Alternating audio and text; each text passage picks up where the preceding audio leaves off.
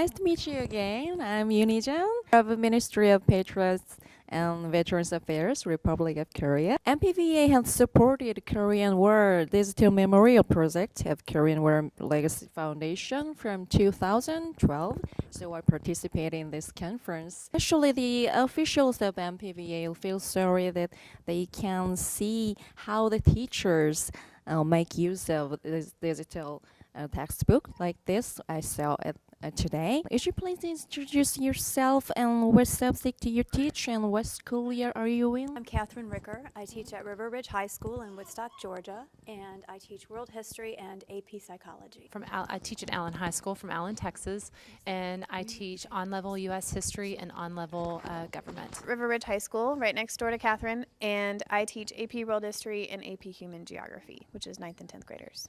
I'm Larry Kynard, current president of the Korean War Veterans Association. I'm glad to be here. Is it your own right to select teaching materials? To an extent, yes.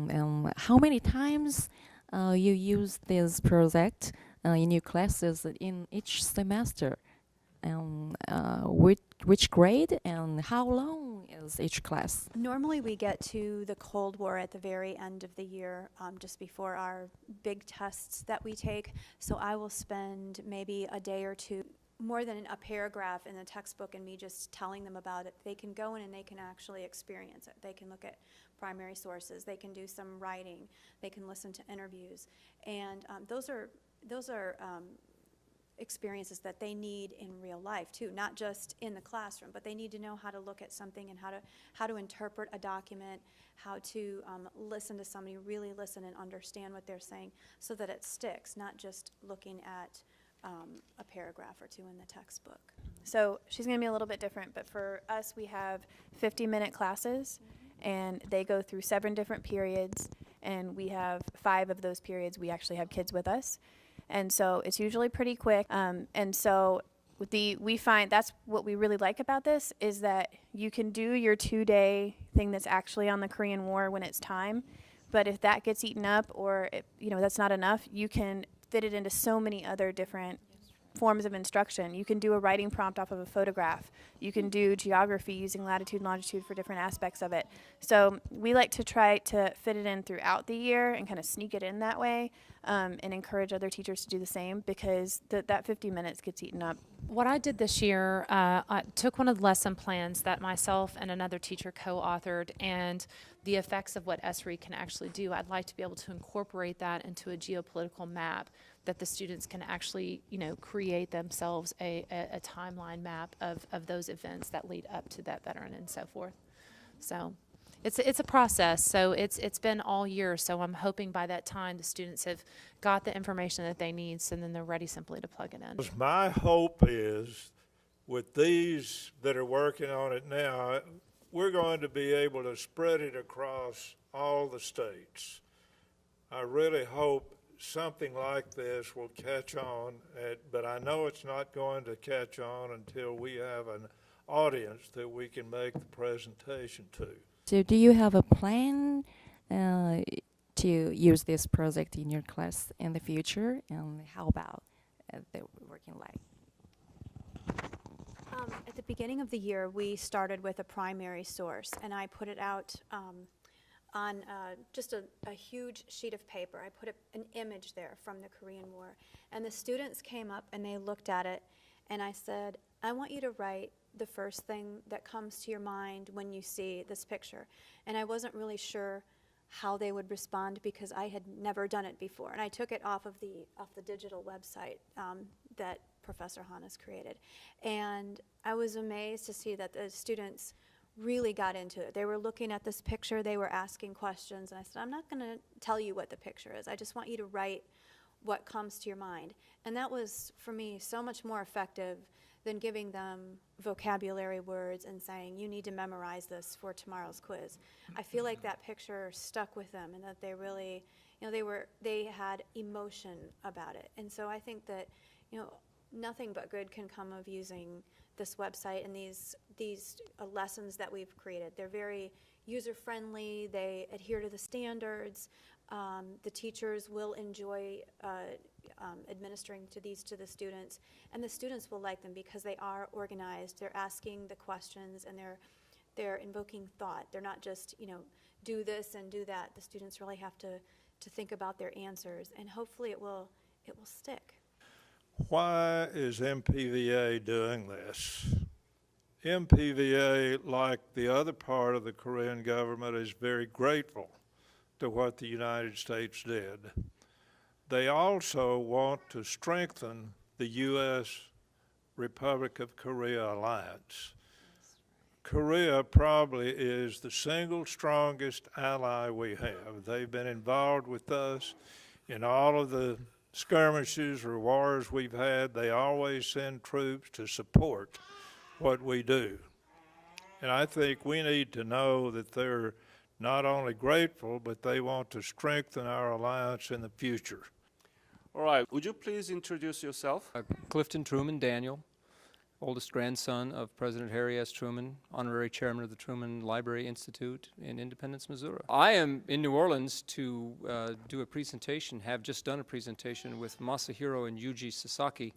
Masahiro Sasaki survived the bombing of Hiroshima, and we have been working together for the last several years to tell survivors' stories to the rest of the world in the hope that we don't ever have another nuclear war. What we are doing is a digital history textbook project on the Korean War. Could you talk about overall what is the legacy of the Korean War that your grandfather actually made a decision to come to the aid of Korea when it was attacked? What is the legacy of the Korean War and how we can preserve this legacy? The Korean War first of all, the Korean War for my grandfather was one of the hardest sets of decisions that he had to make. Not the decision to defend South Korea against the communist incursion, but the decision to send U.S. troops back into battle 5 years after the end of World War II. He was a soldier himself in World War I. He had a great affinity for fighting men and women, and it was very hard for them to put them in the line of fire again so soon after a major war, so soon after having lost so many. He kept in his desk, a father sent him a letter during the Korean War, a father whose son had been killed. And he sent my grandfather the letter and his son's Purple Heart. His own son, right? His own son. He sent this gentleman sent my grandfather a letter with his son's Purple Heart enclosed. And the letter basically said, you might as well have this because you caused my son's death. And I wish it had been your daughter and not my child. And my grandfather kept that letter in his desk for the rest of his life to remind him what the sacrifice, what the cost was for defending freedom, for defending liberty. Just to remind him that war was not easily entered, and when it was, you better back everybody to the hilt.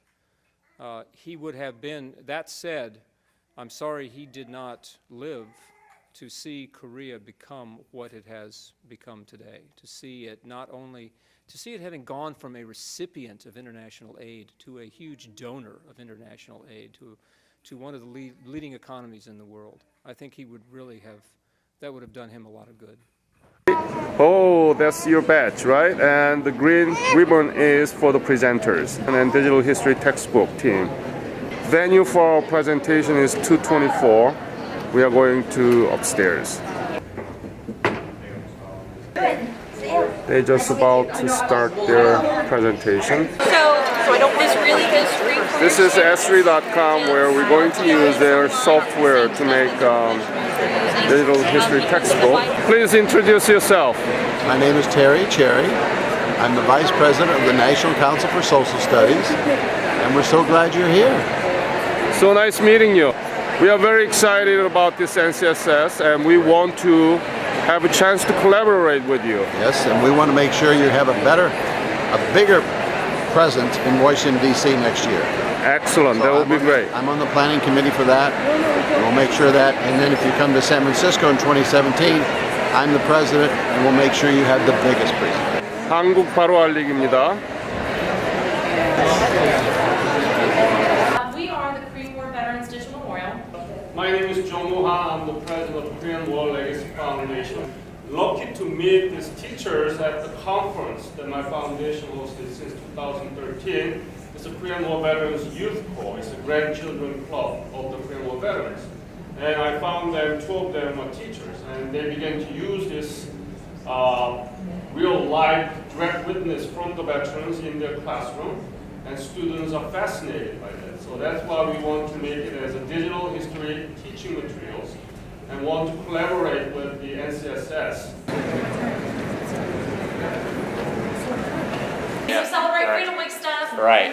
It's a little different than normal stuff. I'm Allison Bolton. I'm from Mobile, Alabama. I teach at Sims Middle School, and my grandpa was a Korean War veteran. So you know that we do offer history and social studies teachers conference every year, Yes. sponsored by the MPVA, Ministry of Patriots and Veterans Affairs. And if you contact us, okay, and do some work about your grandfather and other interviews that my foundation has, we will cover all your expenses, and we'll invite you to the Orlando, Florida next year from June 21st to 24th.